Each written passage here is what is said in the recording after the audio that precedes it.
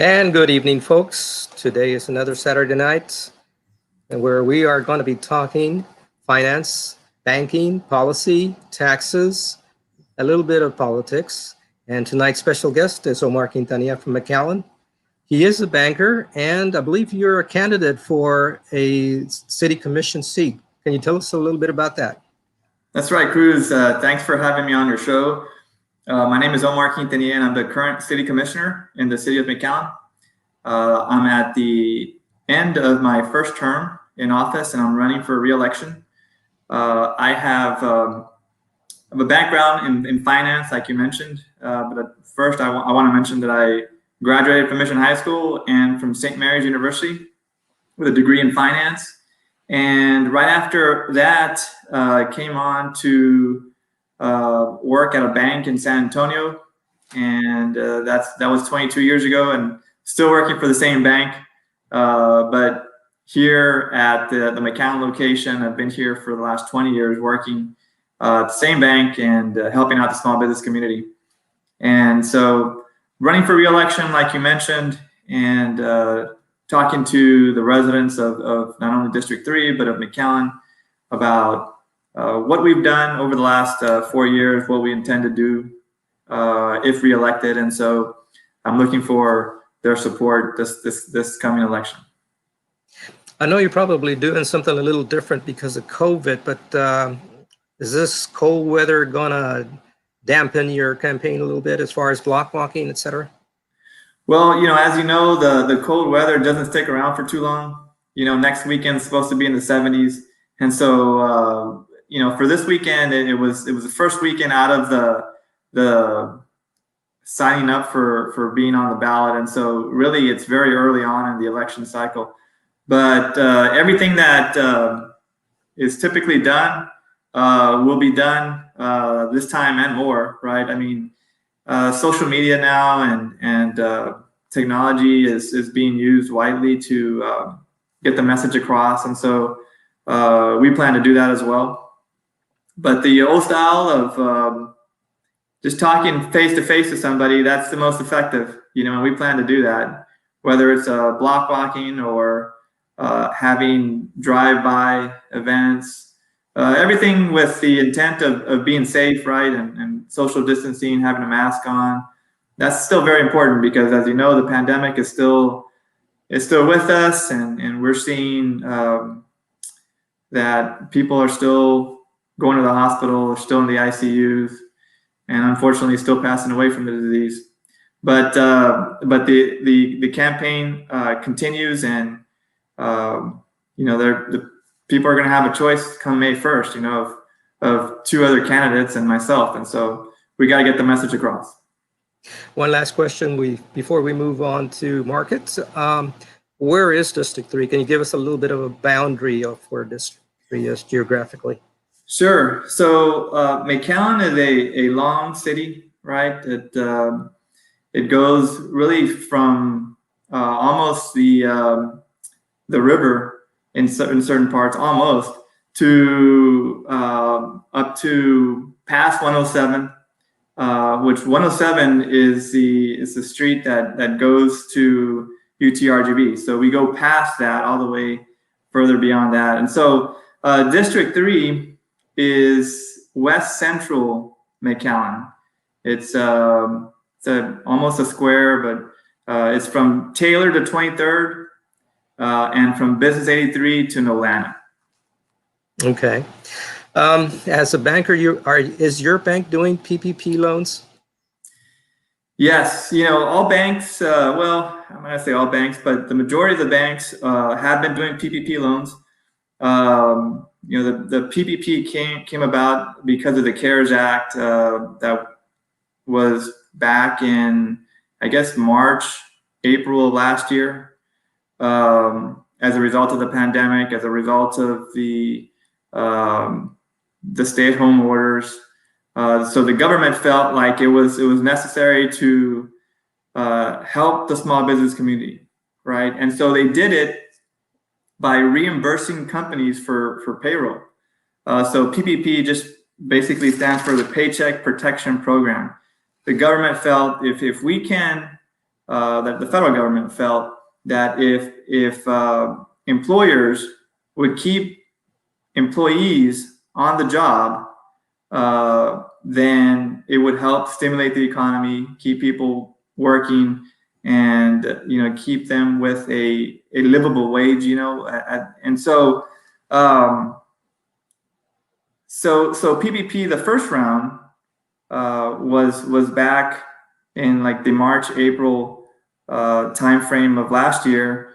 And what a company needed to do at the time was to provide their 941s from the prior year.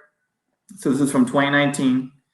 You provide your 4 quarters of 941s, and you take your average annual payroll, you divide it by 12, and you multiply that times 2.5. And that becomes the loan amount.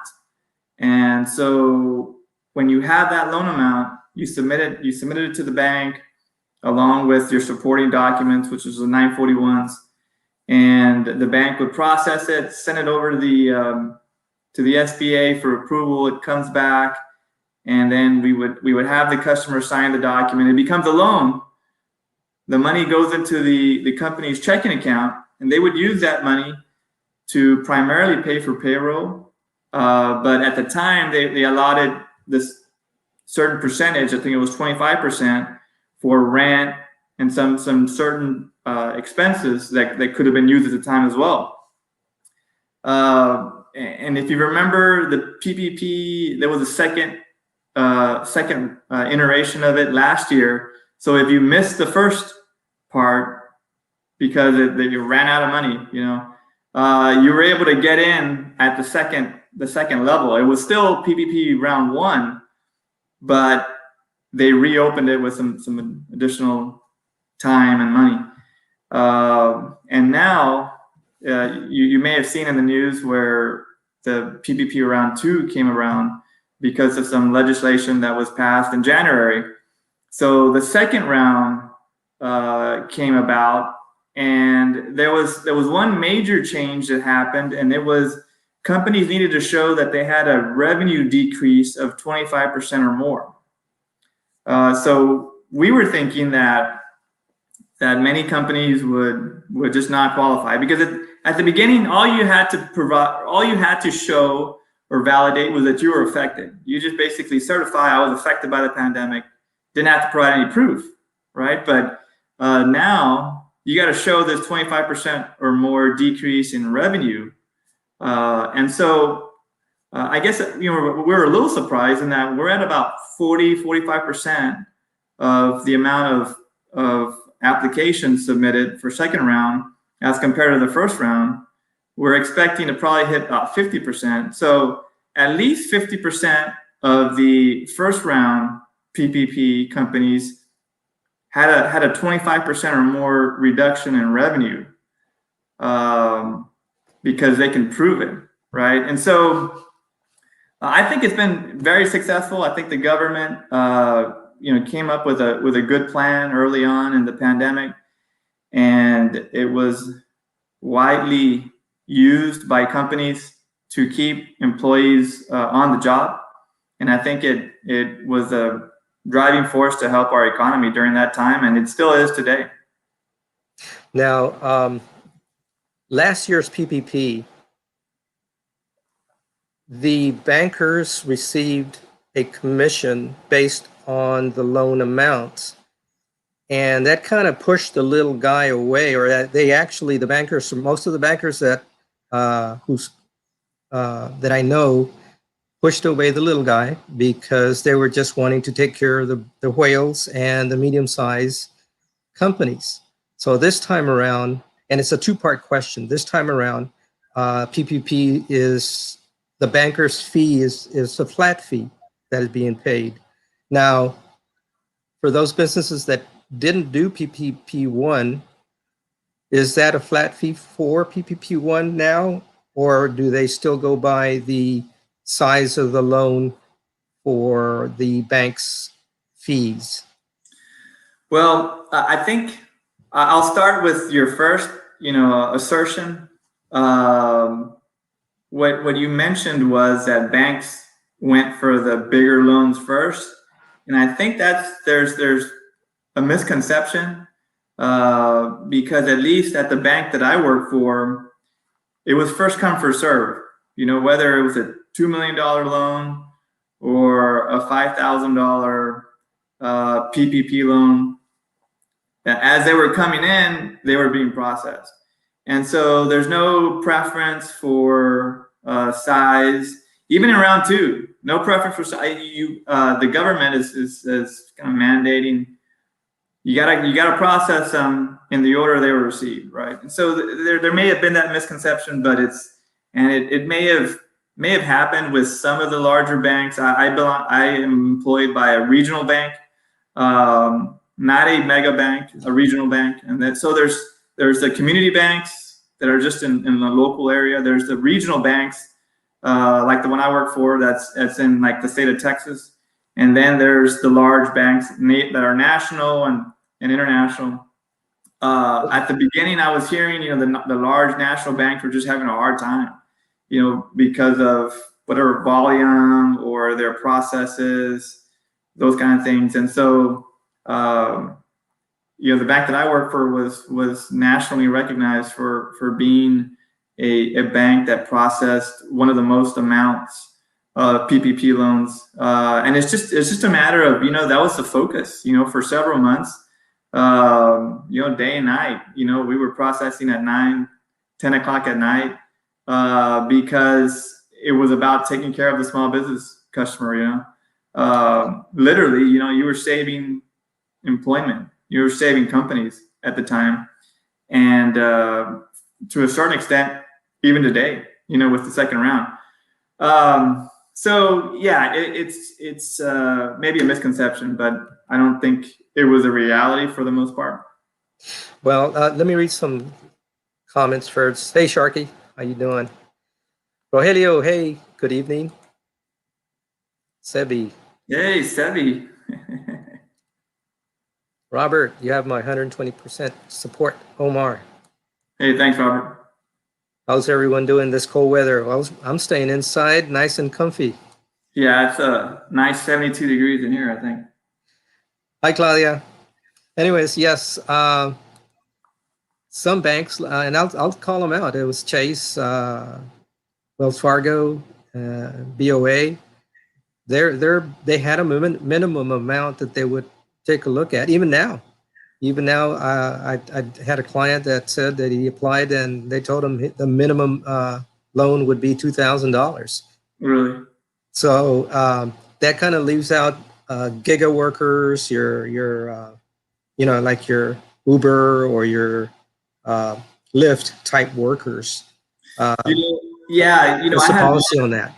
I had a small one who was a gig guy, who would play at perform, and it was probably $1,200, $1,500, the PPP loan size. And we did the first round for him. We just did the second round for him now too. So there was really not a minimum level for us. It was just whoever came in with the right documentation, we can prove it up, sent it through. Are you caught up, or what's your percentage of we've processed the majority, I believe, of what we have in the pipeline right now. Like I mentioned, I think we're about 50% in terms of volume as we were during the first round. Now, being the requirements of 25% or more of revenue reduction, it has kept some of the companies from applying because they don't qualify. Yeah. I know that some national lenders, and I'm talking about your online type presence, they can't keep up. They're having to not reject because of whatever reason the applicant has, but just because they can't get to it. A couple of clients that I've told, hey, there's nothing that keeps you from applying to as many lenders as you want. Whoever gets you first, you can go back and cancel. That's what's being talked about right now. I don't know how you feel about that, but that's Yeah, I don't know. Well, I guess as a banker, I would be biased and not recommend that happen. You want to go, what we typically advise, obviously you go with your bank first because they're the ones that know you. And if you're not getting anywhere, then you go somewhere where they're going to be able to process it timely, right? But typically the bank that you have your accounts at, since they know you, you have a relationship already there, they'll be able to process your request as fast as possible. But if they're just not moving on it, then you got to find somewhere else, right? banks don't do EIDL loans. They go directly to the SBA portal. I don't know if you saw this week. I think it was yesterday or day before yesterday. Another 15 billion was made available to the EIDL loan program. Although I don't know whether that entails that they're going to start taking applications for a new round of advance payments, but I think it was so they could streamline the advance payments from last year. I don't know if you remember that the initial mandate was for everybody to apply and get up to $10,000, regardless of how many employees they had. And SBA took it upon themselves to, and I didn't know they had the power to do that, but they took it upon themselves to look at their budgets and say, we're not going to have enough money, probably more than a week or two after application. So what they did was make the requirement that it's 1,000 per employee. So this time around, what they're doing is they're going back and funding the rest of the 10,000. Congress initially mandated that it be done. So they're doing that first. And then if there's any money left over, they're going to then approach the individuals that didn't get any money of that advance. Yeah, what I thought was interesting as well was that part of the CARES Act money was used to pay the principal and interest of SBA loans, 7A loans. And so I think that was pretty beneficial too, because we had some small SBA loans that were benefited from the government making those monthly payments, principal and interest, during the shutdown, during the pandemic time. And so it was very beneficial, very timely, and I'm glad that was also part of the act. Can you tell me how many months that they pay? I believe the part of that program is and I'm talking about 7A, I believe, and 7. Yeah. That they'll pay 8 months, 10 months. I don't remember. Can you? I for some reason was thinking 6 months, but I don't have the exact number of months. But it was very beneficial, very helpful for the 7A loan recipients to get their monthly payment, their principal and interest paid by the government for a number of months. Yeah. So you folks with businesses or that are thinking about a startup, you can go to or through the SBA program, and they will pay your first, X amount of months of your loan payments. Yeah. And I don't know if all this retroactive or, a lot of times you have to be in business at a certain date, especially for the PPP, you'd have to have been in business February 15th, I believe it is, of last year to qualify, right? So there may be some requirement of, initial start date of your company, but definitely check with the SBA to see what kind of programs are out there. Joaquin, I think that's to you. Hello, Commissar. Hey, Joaquin. Nice of you to join us. Isn't 7A for startups though, for new business though? Yeah, it is. 7A is typically for new business. It's for equipment financing. A lot of times a startup will use the 7A to get a longer amortization. If you come to a bank and you want an equipment loan for a startup, sometimes we can go conventional, but it's a 5-year repayment. But in order to make it work, a lot of times we'll use the 7A program to get a longer amortization, get a 7-year and at times 10-year to make the cash flow coverage work. And so that's a lot of times the reasons why we go with the 7A is to get a longer amortization, and sometimes too the collateral, it doesn't meet our loan to value requirements, and so the 7A also helps with that. Let's say we're financing 100% of furniture, fixture, and equipment, and we only finance 75 per policy. We get the 7A in there, and it mitigates that exception because now we've got the government guarantee. It's okay that we're a little undersecured.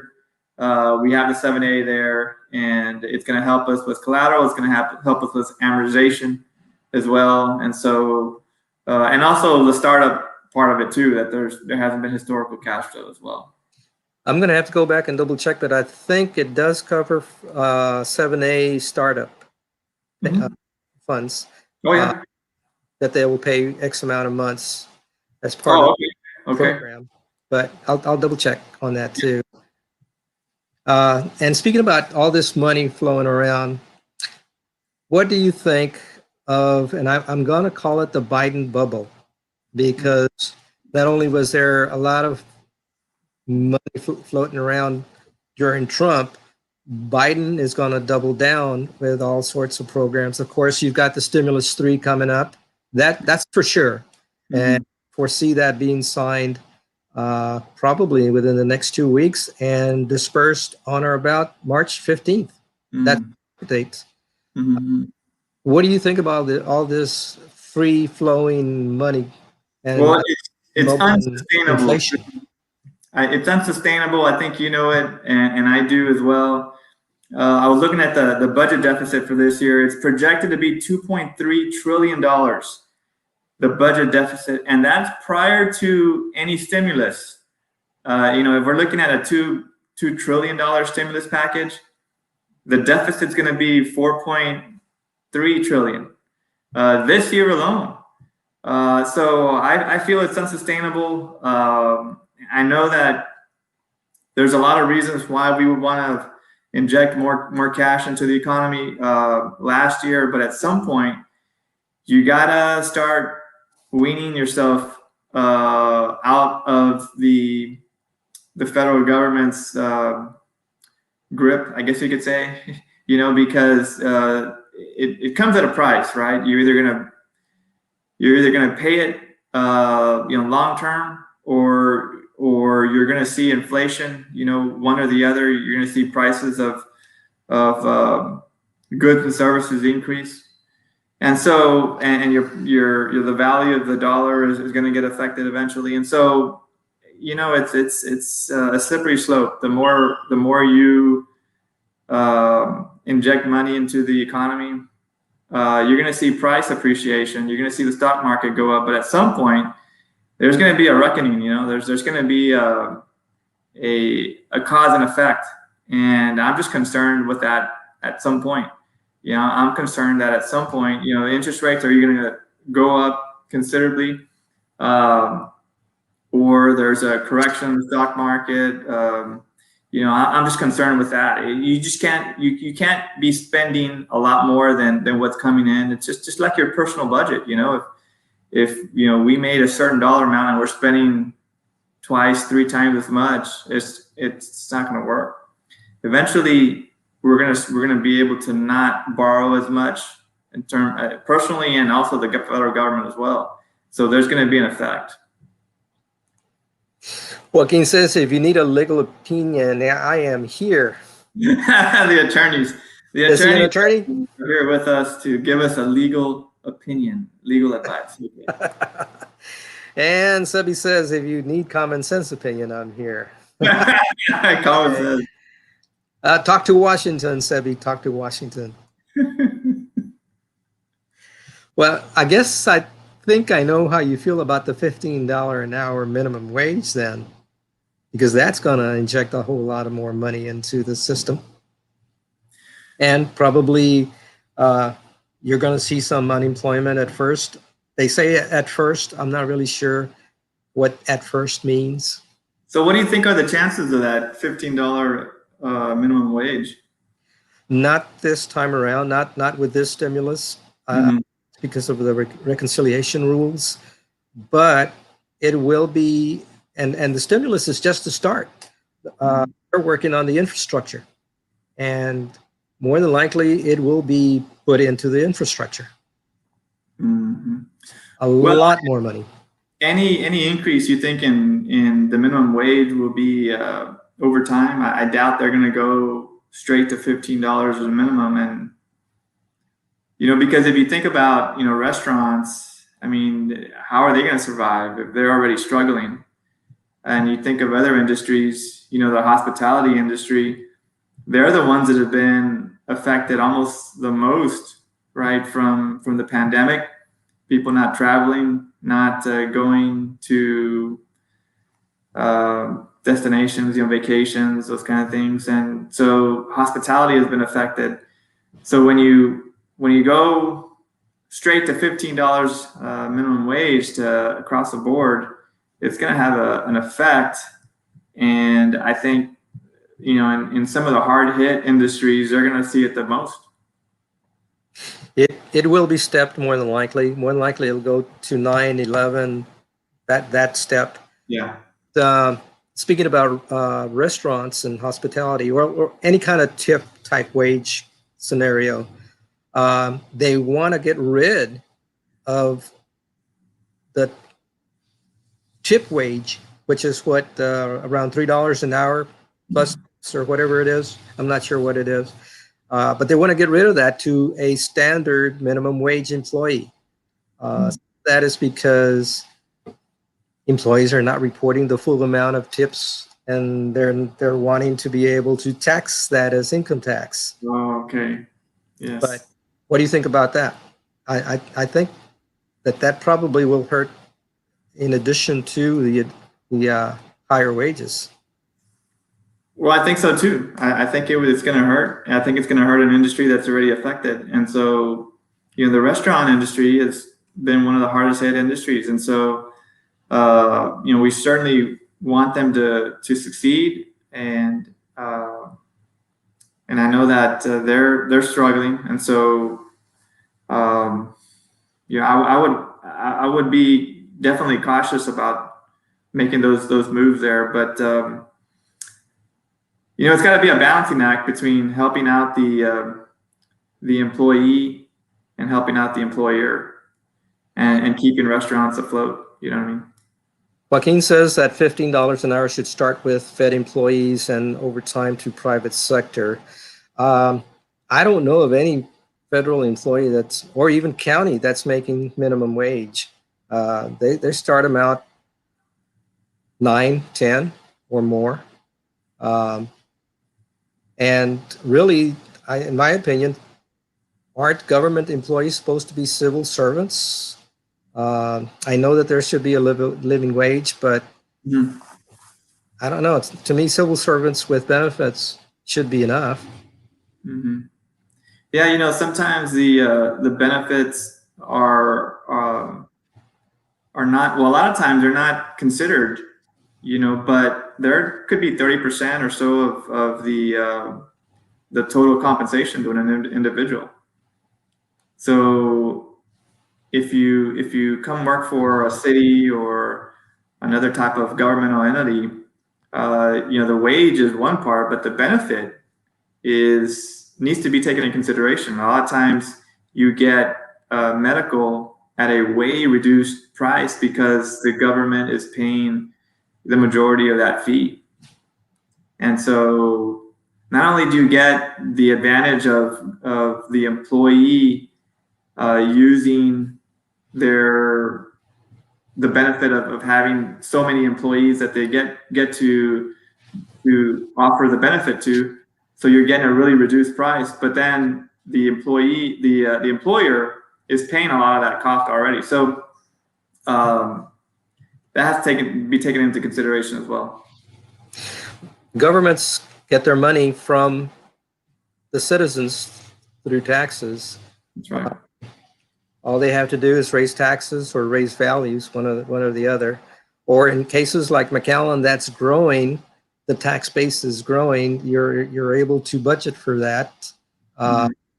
But private entities, they can't do that. They can increase their prices on products and services, or reduce overhead like employees. Uh, what else can they do? They really can't go out and say, "Hey, I need more money for my budget. Let's increase taxes." Mhm. So going back to the minimum wage, if you're already affected by lower demand because of the pandemic, and then you're going to affect the expense side of a company by increasing the payroll cost, it's going to affect the company in several ways now. You got a demand problem, number one. Number two, you've got a problem with expenses. So really, it's a balancing act. I think government should want to keep the business community strong, because it's going to increase your number of payroll, right? Number of employees that are number of people in your communities that are employed. I don't remember the statistics exactly, but it's medium and small business that employs 70%, 80% of the entire workforce in the U.S. It's a pretty large amount. Oh, yeah. So it's not like your Fortune 500 that has $1 billion margin that Mm-hmm. and something like that. Mm-hmm. It says minimum wage will increment slowly over the next few years. Actually, it's 4 years, Dora. The feeling is that they'll do it within the 4 years, because in case this administration loses, the next administration is stuck with the actual 15. So yeah, it's 4 years. And Claudia, did you hear that Dave Ramsey got canceled because he said that if you're waiting for your stimulus check to be of any help, then you have worse problems to worry about? I hadn't heard that, Claudia. Dave Ramsey, the CNBC, is that who it is? The guy on CNBC? I don't remember. Dave Ramsey's on 710 as well. He's on the radio.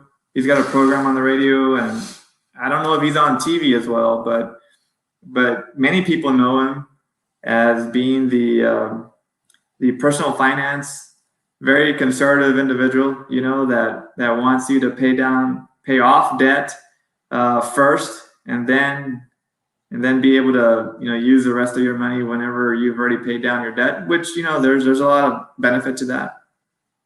But yeah, I hadn't heard that Dave Ramsey had been canceled, especially for those comments. But that's actually a pretty true statement, in my opinion. It's not really political or offensive, and he's telling the truth. It's not like Lou Dobbs that he had the Trump aura of his show that got canceled. But Ramsey, I thought, was pretty much tell it like it is kind of guy that's not surprising. Mm-hmm. Yeah. And Sebi and Joaquin agree with that. Dora says, Claudia, Dave Ramsey's strategy is not to get a big income tax back, which means you kept your own dollar all year. Yeah, there's two sides of the coin on that. There's two philosophies. Is if I get it all now, I'm just going to spend it and not spend it wisely. And the other is, it's my money, I can spend it now. I'd rather spend it now. So it just depends on your personal preference. Yeah. With the minimum wage, actually, my tacos have increased, Joaquin. I had a little hole in the wall that my wife and I would go to, actually still do. We'd get out of there with a taco and coffee for around $6 or $7. Now it's about $9.50. For how many tacos? Six. 2 tacos and coffee? Yeah. For 2 tacos and coffee? Okay. Well, nine, almost $10. That's pretty expensive. Not including tips. Is that Brownsville prices? I think they're cheaper in McAllen. No, this is in FAR. Oh, it's in FAR. Okay. Yeah, and in general, I can, Denny's, a hamburger is $9. Mm-hmm. I guess you can call it what do you call it? I forget the word, but it's like a fancy burger name. But $9 for a burger, oh well. Yeah, I know. The prices have gone up. I know at one point, the protein prices had gone up significantly, for ribs and for just meat in general. And, fajitas prices, keep going up. When you go get your fajitas and you want to have a barbecue in the weekend, it's quite a bit more than it was 5, 6 years ago. Definitely. And as we talk about prices going up a little bit, we see the stock market actually doing pretty well. Mhm. And do you consider yourself a student or a professor of the markets? Mhm. Very active, as in daily or just weekly, or let it ride for long term? Yeah, I'm gonna let it ride for long term. I've gone through different periods. I would invest in individual stocks at one point, and my schedule is busy enough to where I'm not really keeping up enough to be able to invest in individual stocks at the moment. So I'm more looking at my 401ks and mutual funds that I have invested for the long term investment horizon than individual stocks. Although I do look at individual stocks and wonder, if you take a look at Facebook, it's been very it's benefited greatly in the last couple of years, and other social media companies, tech companies as well. And so I consider myself as being more of a casual investor, but I have been one to follow the market, I guess, since college, since going into finance and at St. Mary's. What is your favorite sector right now? I would say either healthcare, or financials. I think banks. If you take a look at banks, they have been affected because of lower margins. But eventually we're going to have to see rates go up, and as rates go back up, I think we're going to see margins of banks go up as well. It can't stay this low forever, and so I'm hoping that rates moderate a little higher, and that's going to affect banks over the longer term. But I think precious metals. If you have gold, if you invested when it was $1,300, now it's in the $1,800-$1,900 range. It might still have some room to go up, but I don't think I think it's good to diversify your holdings, your extra cash, right? And so whether that's in investing in mutual funds or investing in gold, you want to have a mix, right? It depends on what your investment horizon is. If it's a short-term investment, if you're going to need the money in a year or two, you're going to need to put it in CDs, something relatively liquid, relatively safe, right? But if your time horizon is 15 years, if you're starting up a college fund for your son or daughter, then you're going to have some investments in there that are relatively safe. I would think some mutual funds that are blue chip stock related, maybe domestic related as well. But if you're entering the workforce and you're 22 years old or something, and you're going to start investing, you can gear up the risk a little bit, because your investment horizon there is a lot longer, right? And so it just depends where you are in your career and how many years you're going to be investing that money for. I don't know about you, but I can see the writing on the wall for national banks, because I am seeing virtual banking just pop up left and right all over the place. I think that regional and community and credit unions will always have a place in a community, but I think more and more big conglomerates like BOA and Chase, I'm thinking that they're slowly going to have to not do any more brick and mortar type operations because everybody's going virtual. And also, I don't know if you're familiar with Square, which started out as a merchant card service company for small business. They now are doing very well with Cash App. And they're going to start doing B2B, which is business to business, cash transactions. And Cash App is free right now from person to person, P2P. And business will be it won't be free. So I don't know if you can see it or not, but that's one of the companies that I actually invested in, where they will bypass your credit card system and ACH systems. Everything's going to be with their own system, with their own little kingdom, if you will. Oh yeah, Zelle is similar. That's the bank. That's the processor that we use. But similar to the Cash App, it's bypassing, right, the ACH system. And what you were talking about earlier about banks having some challenging times, especially the larger banks. I think we've seen it over the last maybe 10 years, with American Express doing small business lending, right? And other financial institutions that aren't banks doing lending.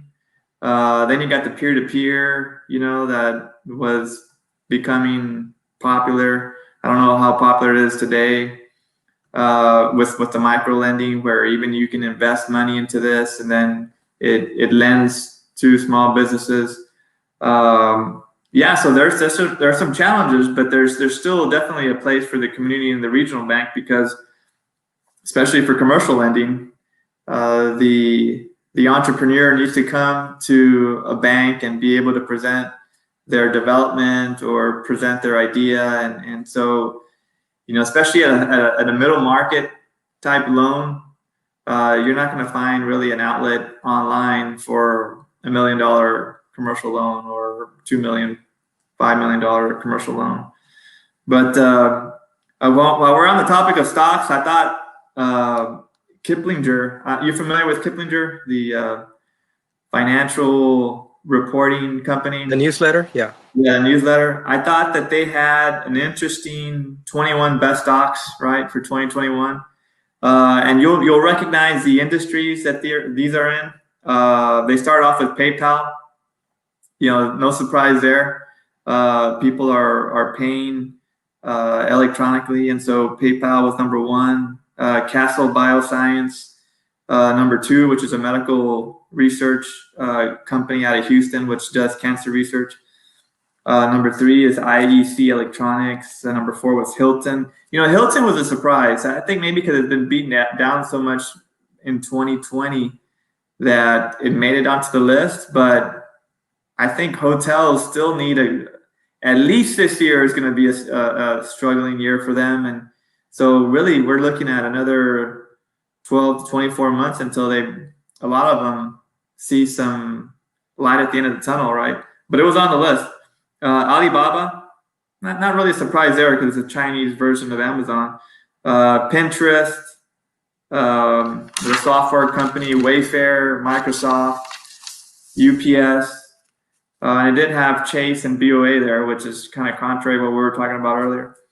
But the list, it looked interesting because a lot of online, e-commerce was prevalent on there. Microsoft was there, and UPS, because UPS is logistics and a lot of people are buying online. And so not a surprise to that list, but definitely, some stocks and some industries to be looking at at 2021 as far as there being some benefit to investing in those stocks and those industries as well. Going back what you mentioned about diversifying, I absolutely agree with that. I think that everybody should hold no more than 20% in any one sector, just in case. You never know. I personally am getting nervous with the Biden bubble, I guess, if you will. My paper that I've got, that I'd be ready to go to sell if necessary. Except that nowadays they're saying that precious metals is not going to be a hedge, that everybody's going to flow to cryptocurrency. How do you feel about cryptocurrency? What was your question? Well, gold was your go-to sector Hedge? if inflation started to rear its head up. And now some are saying, no, gold is just going to act just like the stock market is. It's going to go down in case there's a problem. People are going to go to cryptocurrency, specifically Bitcoin. Well, I think there's probably a little bit of truth to that. I think what was it, Tesla that came out that said that they're going to take a big interest in Bitcoin, or Elon Musk at least. And so when you have people like that are starting to get into the sector and believe in it, even though it's Bitcoin is at $40,000 a coin now, when it was at it's started at zero, right? So it's had tremendous growth. It wasn't too long ago that we were thinking, when it got to about 20,000, that that was it. It can come down. The people that made money, and then it was going to come back down. But now it's doubled, and some say it could go up as high as 100,000. That was a report. So cryptocurrency, I think there is I think long term there's going to be some benefit to having a little bit of cryptocurrency, but I guess when you start seeing ATM machines, accepting or dispensing cryptocurrencies, then we're in a new financial era. I'll tell you that. But you were mentioning that we may be in a certain cycle where you're getting a little bit worried, right? I was reading an analyst from Bank of America calling for a 10% correction, and so it seems like there's got to be some kind of a pullback in the market coming up, I would think. And I was also noticing that Jim Cramer, you familiar with him, the host of Mad Money? Yeah. He was saying that that stock prices have gone up, ignoring the fundamentals here lately. And so he was also advising to take some profits and sell a little bit of what you've got out there. And so it looks like we're maybe in an overbought situation in the stock market. And so I wouldn't be surprised if we saw a pullback here in the next month or two. There's two thoughts on that. Well, going back to cryptocurrency, there's two thoughts on that. It's fiat money. I don't know how you feel about that. That cryptocurrency is just the same as the dollar. It's fiat money in that there's nothing behind it except. And the other is the blockchain is valid, and I do agree with that, because you need a valid and working blockchain to ride your coins on. Otherwise, it's subject to manipulation. Well, I guess the main difference is that the dollar is backed by the federal government, right? And cryptocurrency is a software, right, based on supply and demand. And so I would think that there would be a little bit of a difference there. I mean, yeah, the dollar is not based on gold as it was many years ago, right? But it is backed by the federal government. In 2020's tax return, there is a question that you have to answer, and it is a have to answer. Have you bought, sold, or exchanged any cryptocurrency? So they are, in my opinion, starting to look at what's going on, what to do about it, because when you think about it, it's not controlled by the government. Cryptocurrency at this point is not controlled by any governments, other than to stop it. There's been several countries that have banned cryptocurrency buy, sells, trades, etc. That's all they can do right now is tell their ISPs or whatever network that's in their country to block any transactions from XYZ domain, etc. So there's some thought that once the government really gets interested in doing this, or in other words, they're not going to let it control itself.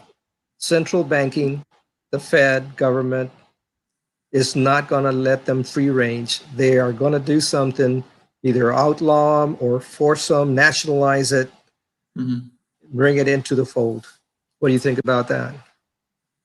Well, I think it's very likely. You know, if you look at what banks have to do with regard to Bank Secrecy Act, the BSA, you know, we have to follow the cash basically and determine if the amount of cash is consistent with a business and their operations.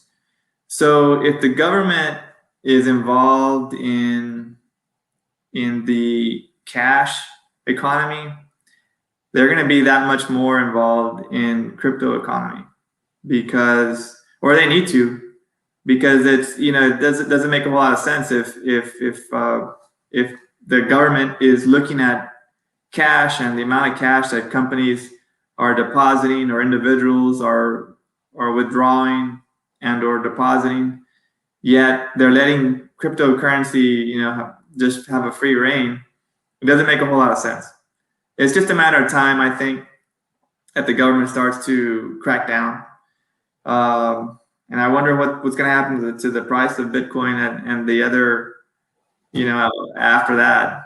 Because there's a number of other, right, cryptocurrencies. Yeah, I was looking at it a number of years ago, maybe 5 years ago or so, and it was a little bit challenging to try and find, you know, a place to buy it, and then you got to store the passwords and all this, and so didn't get into it at the time, but I probably should have bought some Bitcoin back then, just like we all should have, right? You know, there's a few people that have offered 20% to hackers to try to break into their wallets because they forgot their key and have millions and millions of Bitcoin stored in their wallet. They just can't get to them. Wasn't there like a computer that was in some foreign country that they were looking for because it had the password? It was an old drive or something. There's several. There's one guy that has the key or his wallet on a thumb drive. You can't get in. Can't get in, huh? Oh, man. No, he's offering 20%, and I think it was like $10 million worth of Bitcoin in there. Gosh. So, yeah. Claudia says, I did the Dave Ramsey program, and thank God I'm debt free. Excellent. I have 2 years to pay off my house, which I got at 2.25% at 15 years. Excellent. Nice. Within 12 years. There's two thoughts on that, two philosophies. One is, with that interest rate, you don't want to pay off early because the government is basically, because of inflation and valuation of the property of your asset going up, you're really getting paid within the 15 to 30 years to live there. Other philosophy is, you want to pay off your house, you want to pay off the roof that's over you in case anything happens. That's a payment you don't have to worry about, and they're not going to kick you out. The only thing you have to worry about is taxes and utilities. And insurance. Well, which side of the fence do you fall on? Well, typically the more conservative approach, as far as paying off debt first. And that way, if you have, well, I agree with Dave Ramsey in that you want to pay off your debt and have the rainy day fund. And so if, there was an issue, one or both, of the household income earners had an issue, got laid off or something, you didn't have that high a monthly payment. So generally speaking, I'm for paying off debt first and having a rainy day fund. The only exception I would say is if you're transitioning into a small business where you needed to borrow some money and it's going to be an income producing asset, then I would say that to try it, right? But yeah, generally you do want to pay off debt and keep enough money set aside for a rainy day issue. Speaking about income producing, probably the Valley is the exception, but what I'm reading is commercial real estate and commercial assets in general in other parts of the country are not doing so well. Basically, what I'm reading is stay away from commercial real estate stocks. Mm-hmm. Yeah, I would, if you're going to be investing in REITs, you're probably going to, over the long term, see a decline. We've been seeing it over a number of years in malls, right? Not only in like malls like La Plaza Mall, but in strip centers and such. And people are saying, well, even the office is going to change because we've gotten accustomed to working from home. And so even the conservative, the owner-occupied properties, where a business has property that they occupy and that's where they run their business, even that could be in jeopardy. That asset class could be in jeopardy because there's new way to work, and a lot of times you can work from home, or you can work half from home, half at work, and so you don't need as big of space anymore. So yeah, I would agree that that real estate in general is maybe a little bit riskier now than it was before. But yeah, I would agree with you on that. Joaquin says that he has a $4.99 daily breakfast special. Joaquin, where is your place? It's a restaurant that is 3 locations, I believe. One on 23rd, one on McCall and Dove, and then another that's in Edinburgh, I think, off of, 29th? Somewhat. I think okay. Great guys. Yeah. And good botanas over there too. Claudia says, with this pandemic, I realized that I have saved a lot of money since I have not gone to the mall and movies, etc. Realized that with the mask, no need for so much makeup. Okay. Except for the eyes, right? So yes, I saved money. Cool. Yeah, I think at the beginning, we were saving, on gas because we weren't driving as much, and we were saving on, maintenance, and we're definitely saving on going to the movies or entertainment. Nobody's really doing that right now, but we're still spending money on food, and so, well, at least now, so a little bit more than we were before. But yeah, restaurants, I think, are starting to see the benefit of people going out and getting food, and so that's still happening. Okay, one final question on stocks. Wall Street bets, good guys or bad guys, white hats or black hats?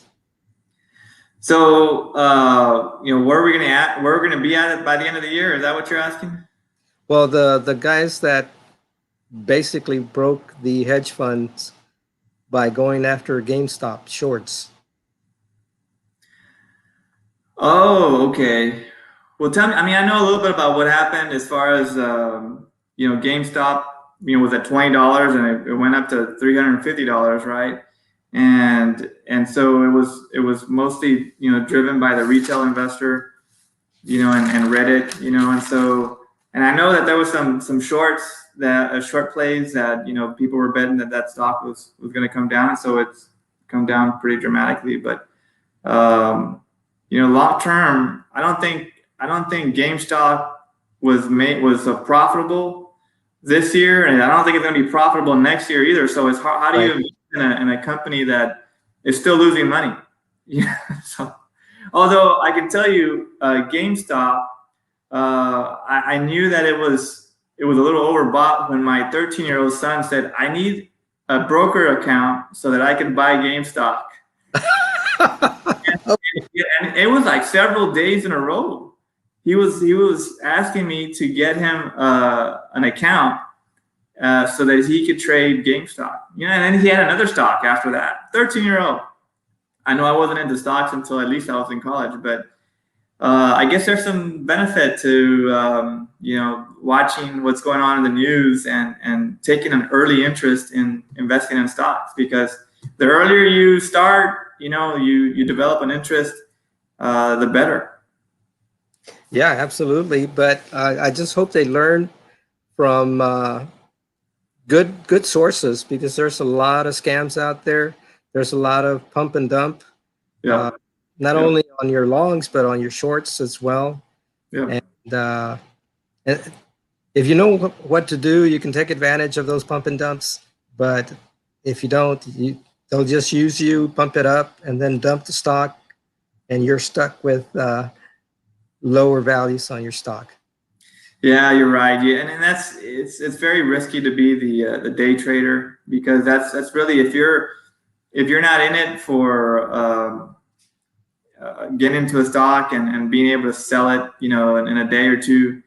If that's not your cup of tea, then really you shouldn't be investing in stocks that you hear in the news, or not even the news, but just sources, right, that say, oh, this is going to go up. Well, it might go up for a day or two, right? And then, like you said, maybe a pump and dump scenario where there's enough people that have taken on the opposite position, and now you're losing money. Especially those ETFs, you know, that are the 3 times bull or 3 times bear. I got into a gold mining stock a number of years ago, and it was a 3 times stock. So basically, if gold mining went up a certain percentage, then your value of that stock was 3 times that. But the opposite is true. And I learned quickly that the volatility there is probably not worth me getting into. So that wasn't a good choice. But that's how sometimes retail investors learn, is through when you take a bet and you didn't make it. You know, just took a wrong bet. Do you remember your first stock that you actually made some good money with? Yeah, you know, I think it was either Microsoft or AT&T. I think it was Microsoft, and those were the good plays. You know, the large tech companies that don't have very much swing, you know, but just had some long-term growth. Those were good. I think I even had some money in Facebook at one point, and got out and made some money off of that. But you really do have to be careful with some of these others, that, you know, if you're going to invest in something that's got high volatility, you got to be really careful on that. A long-time investor was asked, what's your secret to making money on the stock market? And his answer was, I always sell early, which basically means before it goes down. You didn't follow it all the way up. He got out early and made the money. Yep. Yeah, just finding out when to get out early, you know, I guess that's the secret, right? Everybody that I've listened to or read has basically said, do not try to time the market. And I have learned to, I've seen it for myself, that when I try to do that, it just doesn't work out. That's right. My very first stock that I made money on was Fuddruckers. Oh, really? That was They're out of San Antonio. They were out of San Antonio, headquartered out of San Antonio, when they started to franchise out. So made some decent money there. Any final thoughts before we wrap? No, I think, like you mentioned earlier, real estate nationally has taken a hit, but here locally, I'm really surprised that real estate has been pretty resilient. I was looking at the housing report in McAllen, and the median price is up 9.2% to 198,000. And so, I think what we're seeing here locally is that inventory of homes has gone down. So prices have been going up.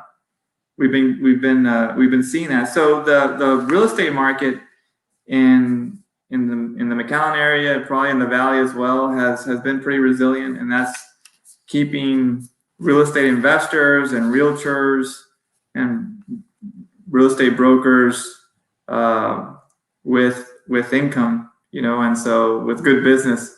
So that's been good. I'm a little concerned with the produce industry, and in particular, just farmers in general right now. With the temperatures going down to 22 degrees expected Monday night, there's going to be some losses. I've got a friend of mine who is going to take me to his farming operation tomorrow afternoon just to go take a look. What's on the ground right now. Onion in particular has a potential of being wiped out. With 22-degree weather. So I'm a little concerned with that. Produce and farming here in the Valley is still a good industry, and so you hate to see big losses. Some farmers that have been doing this for a long time, they're going to take a hit. Unfortunately, so I'm a little concerned with that right now. But hopefully, we keep our fingers crossed, and obviously we pray about it as well, that it doesn't affect us too much. But it had the potential to. You remember in the 80s when the citrus industry was greatly affected by the freeze in the early 80s, and that really affected our economy. We're not the same economy that we were back then, but nonetheless, there's still some effect. And I'm hoping and praying for the farmers that it doesn't affect them as much. And I think for the public in general, I think it's PPPP, which is protect people, plants, and pets. Yes. Yeah, it won't be as bad as they say, as long as actually, if I understand correctly, if we do have precipitation, it's actually good for the farmers, because that moisture will freeze and protect the crop, if I understand correctly. Hopefully. Yeah, that's what I've heard too. But the farmer that I was talking to really didn't, say too much about the moisture. I'll be taking a look at that tomorrow. But Sebi says, cover your pipes, right? So that's what I'll be doing tomorrow. I think the temperature is going to be around 37 tonight, so I think we'll be okay. But the following 2 nights, definitely want to keep your pipes covered. So that you don't have any breaks. People, pets, and pipes. That away, Sebi. The 4 P's. That makes it 5. Protect people, pets, pipes, and plants. Yeah. Thank you, Claudia. All right, guys. We'll see you next Saturday, where we talk more market. Good night. All right. See you.